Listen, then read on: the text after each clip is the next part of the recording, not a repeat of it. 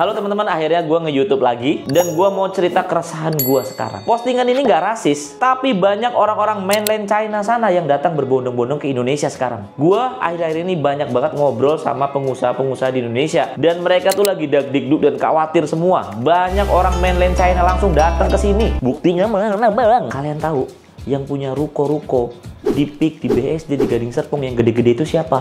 Orang mainland China langsung. Jualan apa bang? Jualan elektronik, datengin dari pabrik langsung ke sini. Dijualnya live. Gimana cara mereka bisa buka? Mereka tunjuk orang Indonesia aja buat jadi direkturnya di sini. Terus mereka hire orang kita buat live sosial medianya. Jual tuh secara live sosial media. Laku banyak, putarannya kenceng, miliaran. Bangsa kita dapat apa? Dapat hikmahnya. Ada lagi cerita. Durian nih mau naik nih di Indonesia nih. Dikirim ke China. Orang-orang mainland China sana udah siap-siap dan sekarang banyak beli tanah di Sulawesi buat ditanamin durian. Akhirnya mereka sendiri yang punya tanahnya sekarang. Terus lagi ekspor buah-buahan. Banyak dari mereka udah mulai punya packing house di sini. Di packing, dijual ke negaranya sendiri. Mau bukti lagi, banyak permintaan ceker ke China sekarang. Tapi gue udah coba dan susah banget emang produksi ceker di sini. Ngurus perizinannya lah, ngurus GACC-nya lah. Anyway, kalau kita ekspor ke China itu butuh GACC. Itu sertifikat yang ngeluarin China langsung, dimana memperbolehkan kita untuk ngirim barang tertentu, komoditas tertentu ke negara mereka. Itu sertifikat yang ngeluarin mereka.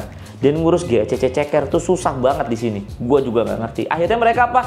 Mereka bangun peternakan ayam sendiri di sini. Jadi gimana nih bangsa kita? Banyak langsung bisnis yang dilangkain sama mereka. Ini postingan gak rasis. Gue gak benci negaranya. Gue gak benci orang-orangnya. Gue memandang semua orang sama. Tapi kalau kayak gini terus, bisnis kita kebagian hikmahnya aja. Anak bangsa kita kebagian hikmahnya aja. Lah mereka sendiri yang packing di sini, barang mereka sendiri, mereka kirim ke luar negeri, ke negara mereka sendiri, mereka jual di sana. Untungnya lipat-lipat, orang gak ada middleman, orang packing house-nya bukan bangsa kita sendiri, yang ngirim bukan perusahaan kita sendiri, dijual di sana, yang trading juga mereka sendiri kan. Kasus elektronik impor, mereka datengin langsung dari pabrik, mereka buat perusahaan sendiri, mereka impor sendiri, mereka jual sendiri. Harganya jauh lebih murah dong, karena bukan lewat importir. Nah gimana nih kita? Apa yang harus kita lakuin sekarang? Bisa suram semua dong bisnis kita nanti. Terus kita cerita Bali ya, teman-teman gak usah jauh-jauh, kita ke Bali. Kalau kita lihat banyak klub-klub besar, resort, hotel itu juga udah dimiliki bangsa asing. Bahkan sampai ada kampung Rusia. Ya gimana ya, gue juga nggak menyalahkan, gue juga nggak mau berkomentar lebih banyak. Takut gue salah, tapi itu bukti nyata. Kalau yang punya duit, yang punya capital, pasti bakal menang. Karena gimana? Mereka bisa beli tanah semahal-mahalnya bro. Dan orang kita juga ya, siapa yang nggak mau dikasih duit banyak gitu. Tapi gimana kita bisa berkolaborasi dan pemerintah bisa meregulasi yang bagus. Itu yang menjadi kunci dari sebuah negara bisa maju. Menurut aku, karena kita nggak bisa pungkiri, itu adalah part dari globalisasi. Pasti orang asing bakal berbondong-bondong masuk, apalagi kalau itu menguntungkan. Jadi udah saatnya nih, bangsa kita nggak dijadiin kacung juga. Bangsa kita dijadiin partner. Tapi di satu sisi, gue cerita juga nih, gue juga cerita imbang nih. Banyak bangsa kita yang tukang tipu juga. Gue mau jujur-jujur aja ke kalian. Tukang tipu gimana bang? Tukang tipu, literally tukang tipu. Gue punya partner di luar negeri, ketipu sama orang Indonesia. Berapa bang? Ratusan juta, miliaran. Banyak bangsa kita yang tukang tipu juga. Makanya orang juga kapok kadang. Makanya orang, gue punya gue sendiri aja lah, gue nggak mau libatin lokal lah. Males gue ketipu. Tiap bulan pasti ada cerita orang asing ketipu sama bangsa kita. Entah itu ekspor, dia beli barang dikirimnya kocak gitu. Misalkan dikirim beli barang pisang, udah transaksi, dikirim pisang sampai sana, pisang busuk. Alasannya apa? Lah gue kan kirim pisang. Ya, gue juga nggak ngerti ya itu kenapa dan tapi ya yang gue amatin ya bangsa kita juga kadang pingin dapat cash di depannya, seneng banget gitu. Jadi bahkan orang lain disuruh invest dulu dan akhirnya zonk. Makanya mereka pinginnya ya udah semuanya gue yang pegang aja, nggak usah libatin lokal. Jadi kita jadi orang lokal nggak trustable, nggak dipercaya. Harusnya jadi orang yang amanah, yang jujur. Jadi dipercaya juga. Kalau ada pepatah ya, cerdik seperti ular ya tulus seperti merpati ya. Jadi kita juga cerdik, kita tahu nih part kita nih, gue juga bisa cuan di sini, gue bisa kolaborasi dia sama dia di sini. Tapi gue juga tulus kayak merpati. Gue nggak bohongin dia, gue deliver loh. Nah itu tuh yang mungkin Vietnam udah bisa dan kita masih belajar di situ teman-teman. Seru juga ya kalau gue ngobrol curhat begini ya. Soalnya kalau curhat di Reel sama TikTok pendek banget. Nggak enak curhatnya, terbatas waktu bro. Mana etos kerja kita sama mereka beda. Temen gue cerita, kalau orang dari mainland China langsung kerja, itu nyortir barang, itu bisa tengah hari berdiri kuat mereka. Kalau kita kan, wah ngerokok dulu bosku, ngopi dulu bosku. Gimana ya? Terus mereka juga duitnya kenceng bos. berani bayar, kenceng banget duitnya, berani bayar berapa-berapa. Ya kita kan dibeli tanahnya ya oke aja lah. Mau dong, masa nggak mau? Dapat duit banyak di depan, supplier barang dibayarin semua dulu. Mau dong kirim ke dia, perusahaan dia sendiri yang ekspor. Menurutku solusinya ada dua. Yang pertama, dari segi kita sendiri berbenah. Kita sebagai pribadi harus belajar wirausaha, harus belajar entrepreneur.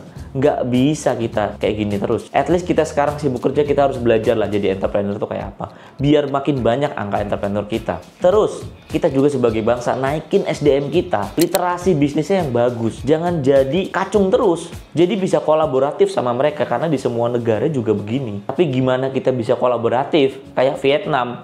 Jadi negaranya maju banget. Contohnya Vietnam ya. Yang kedua, harus ada regulasi tentang perusahaan asing yang jelas. Jadi setiap perusahaan asing yang masuk menurut saya harus melibatkan komponen lokal atau orang lokal. Misalkan suppliernya lokal, atau nggak boleh melangkahi bisnis orang lokal. Nggak boleh dia megang, kalau dicek ternyata dia megang hulu ke hilir. Dari semua packingnya, dari semua apa, dia kirim sendiri perusahaan dia semua di sana. Jadi tidak ada kolaborasi di sana. Itu tidak akan bisa terbendung teman-teman. Tapi kita bisa contoh bangsa Vietnam. Mereka oke, gue akuin banyak banget investasi dari China masuk dan dari asing masuk gila-gilaan di sana. Tapi kita lihat itu refleks ke pertumbuhan ekonomi mereka yang bisa 7% lebih. Itu refleks ke ekonomi bangsa mereka yang naik. Karena menurut gua mereka bisa berkolaborasi dan peraturannya bagus. Jadi dua pihak, yang investasi seneng, yang lokalnya juga seneng. Jangan sampai kita diinvestasi banyak, tapi ternyata mereka yang pegang semua hulu sampai hilir. Kita kebagian HI-nya doang. Istilahnya kalau di bangsa lain, misalkan nih ada musuh, atau bukan musuh lah, jangan musuh. Ada orang nggak dikenal nih di depan pintu. Mereka sudah was-was di awal. Mereka sudah jaga-jaga.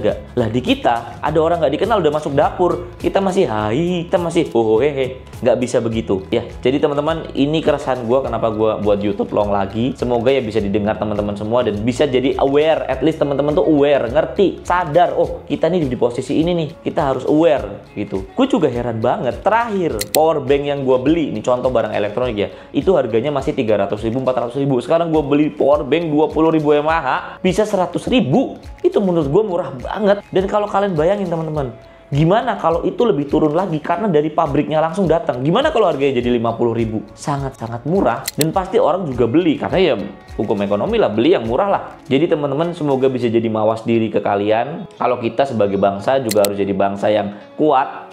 Kalau ada investasi asing boleh, tapi at least kita sebagai orang lokal juga bisa berkolaborasi, bisa tahu celah di mana kita juga bisa untung. Dan dari segi government bisa meregulasi yang bagus biar kita semua diuntungkan dan negara kita maju juga di tengah globalisasi ini. Semoga bisa menginspirasi kalian ya teman-teman.